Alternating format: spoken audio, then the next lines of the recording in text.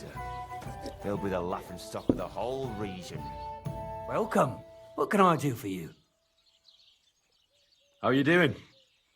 I'm Henry. Nice to meet you. I'm 즈덴엑이. I'm a storyteller. I could tell you stories so sad they'd make the devil cry. Or would you prefer something so scary it'll make the hairs on your ass turn white? But it's a lot of hard work for me. Now, if you had something to drink or a couple of groschen, that might help loosen my tongue. We should do something to old man's bro. But what? Tie some branches to his horns and make him... I know quite a few stories myself. How about a trade? A story for a story. All right, then. But if it's the one about the magic porridge pot, don't bother. I've heard it 100 times. And that story always leaves me feeling hungry. I know a romantic tale about a knight, his lady love, and 3 impossible tasks he had to undertake to win her heart. He had to bring her the sweetest wine, tame the wildest horse, and make a crown with the rarest gem. And then?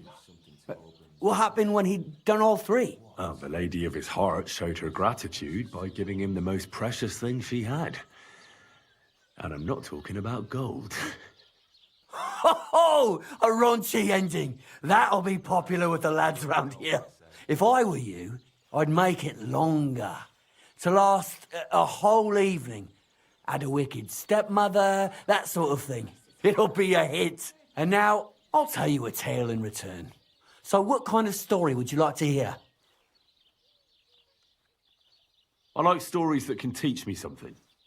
Stories with a moral. Haven't you heard enough of those in church? But it's not a problem. I have just the tale for you. And it's not one you'll hear from any priest. So, once upon a time, there lived in these very lands 2 brothers. The older was called Kuba, the younger, Matthias. They were both woodcutters, like their father and his father before him. One day, at the height of summer, they were working in the woods. The air was as hot as a furnace, so Matthias went to a nearby pond to cool himself. But as he was leaning over the cold water, there was a loud splash. His axe had got loose from his belt. In haste, he began to search the muddy bed of the pond, and his hands soon touched something hard and heavy. He pulled it out and could not believe his eyes. He pulled out an axe. Yes, but not his old one. It was an axe made of pure silver. Good God. I'd grab that without a second thought. Maybe you would, but Matthias would never. He was an honest man, and with a big swing he threw the silver axe back. He searched the pond again, and this time he pulled out his own axe. Nothing but dull iron and old wood. I reckon that was the right choice. Who knows who the silver axe belonged to? Well, quite. Listen on. Matthias was just about to leave when suddenly a water goblin came out of the pond, silver axe in his hands, and he said, "You're a righteous man, Matthias, and for your honesty, you may keep both axes." Matthias, not hanging around for the goblin to change his mind, took up both axes, gave us thanks, and ran to tell Kuba all about it. Kuba, however, was not best pleased with his little brother's fortune. He deeply envied Matthias for his newfound wealth. So, he set out to try the same thing. He ran as fast as his legs could carry him straight to the pond, threw his own axe in, and began a pretend search for it. Yet Kuba had no luck. He pulled out the axe he'd thrown in himself. So he tried again. Tricked by sunlight, he grabbed something shiny, only to pull out his old iron axe again. Enraged, he hurled his axe back into the water and yelled, "Fuck this axe! I want a silver one." But the water goblin heard his shameful cry and was greatly upset by Kuba's greed. So, when Kuba reached down into the water for a 3rd time, the water goblin seized his hand, pulled him down whole to the dark depths, and drowned him. Oh, that's so cruel. I feel sorry for Kuba. Aye, and so did Matthias. He went to the water goblin and begged for his brother's body so he could take him home and bury him. But the path back from the pond led over a steep hill, and carrying the weight of the waterlogged body exhausted Matthias. He stopped to rest by an old oak tree, and he used a silver axe to cut off a branch that would serve as a walking stick. But it wasn't enough. Somehow, it was still getting harder to continue up the hill. Then Matthias realized it wasn't his brother's body that was weighing him down. It was the silver axe. The axe was the cause of all this trouble. So he started bashing the silver axe against the big stone with all his might, trying to destroy it. Yet no matter what, he couldn't even make a dent. With the last of his strength, Matthias climbed to the top of the hill. He knew he could go no further, so he found a pretty spot with a view over the valley and dug his brother a grave. There, he buried both his brother and the silver axe that had brought such pain upon them. His final act was to stick the oak branch in the ground by the grave.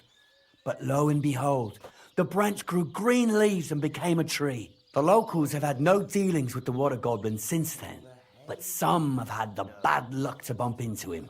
And when you walk by the pier, where it all happened, you can still hear his chuckling. That was a very nice story. Story? What story? It's the truth.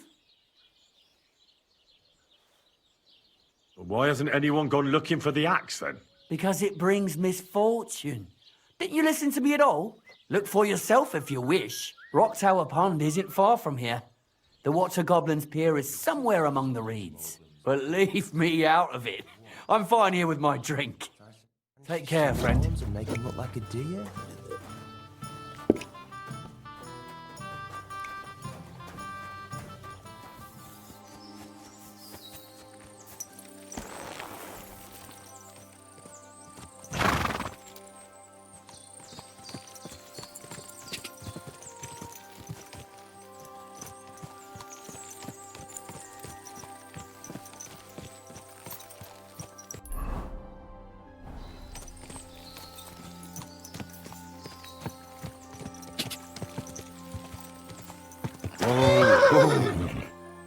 Could this be the pier from Zdeněk's story? He said Matthias carried Kuba's body up the hill from here, up to an old oak tree.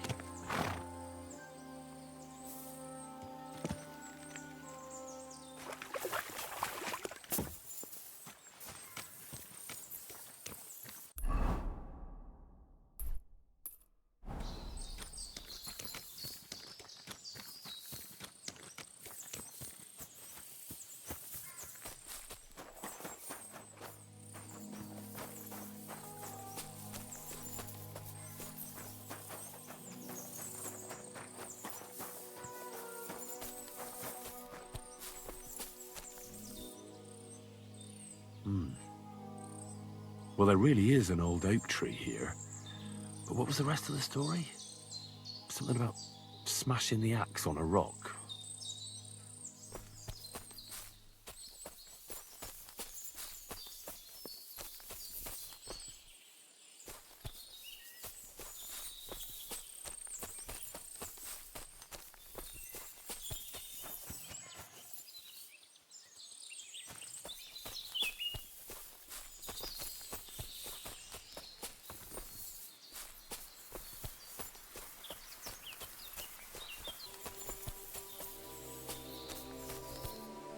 This could be the rock from the story. I'm on the right path.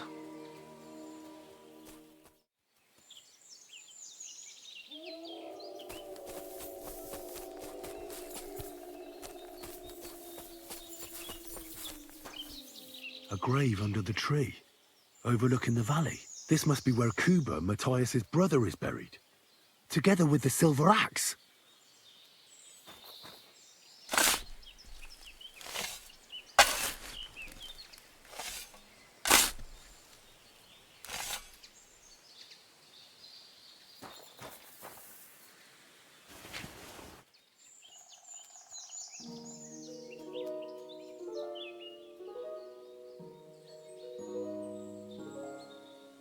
God in heaven.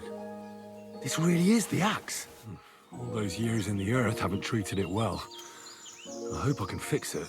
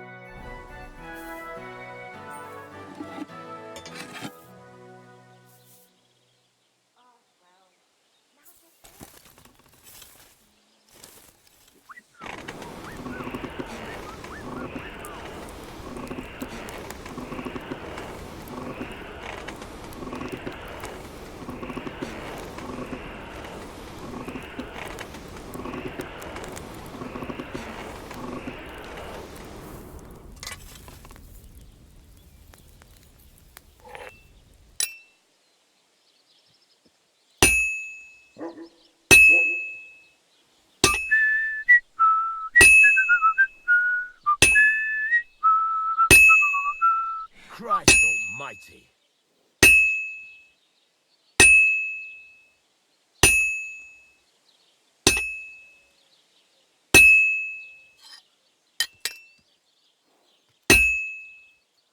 God grant you health.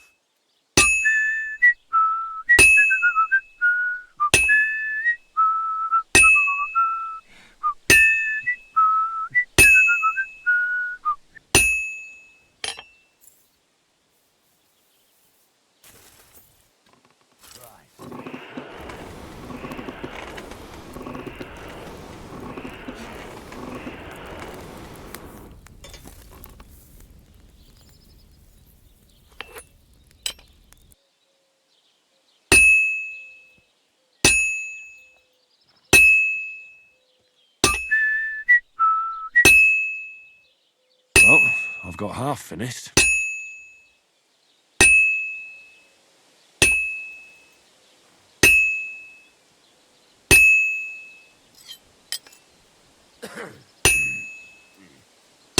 All right.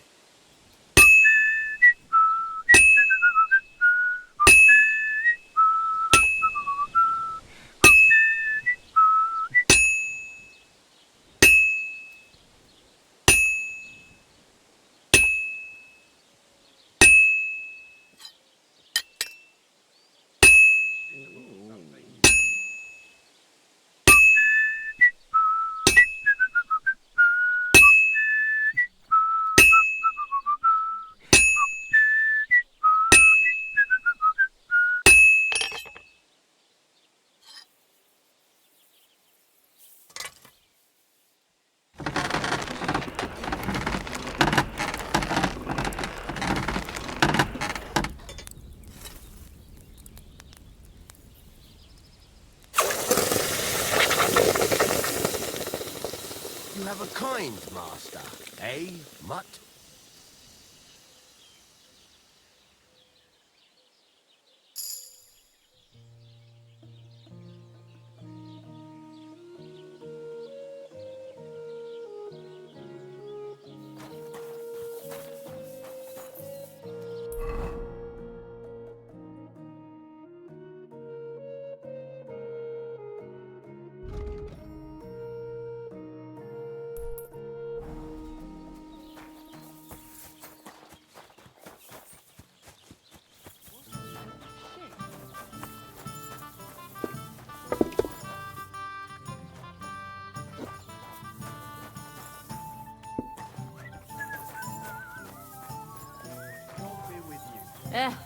Same to you. Greetings. Do you need something? I found the water goblin's silver axe. What do you mean? What axe? The one from your story. 2 brothers, a silver axe, a water goblin. One brother got the axe, the other got drowned. You know. Wait, so you actually found it? Do you have it? I have to see it. Here you go. It's not possible. Where did you find it? I just followed your story. I found the pier by the rock tower pond, then went up to the old oak tree, then the big stone beside the road. Doesn't really look like a woodcutter's axe. Are you sure this is really it? But you didn't say it was a woodcutter's axe. You only said the water goblin's axe was silver. I did, but still. In all the years that story's been told, everyone thought it was just a fairy tale for children. It has 4 different endings nowadays. When Johann and Zhaleov tells the tale, it's about 2 sisters, and the water goblin grants one of them a pair of silver slippers. The other sister was jealous, but she didn't bother with the water goblin. She found her sister straight away and pushed her off a cliff in Apollonia. It's the same story, but Johann gave it some extra colour. Best not go looking for the slippers too. Although, with your luck. See you later.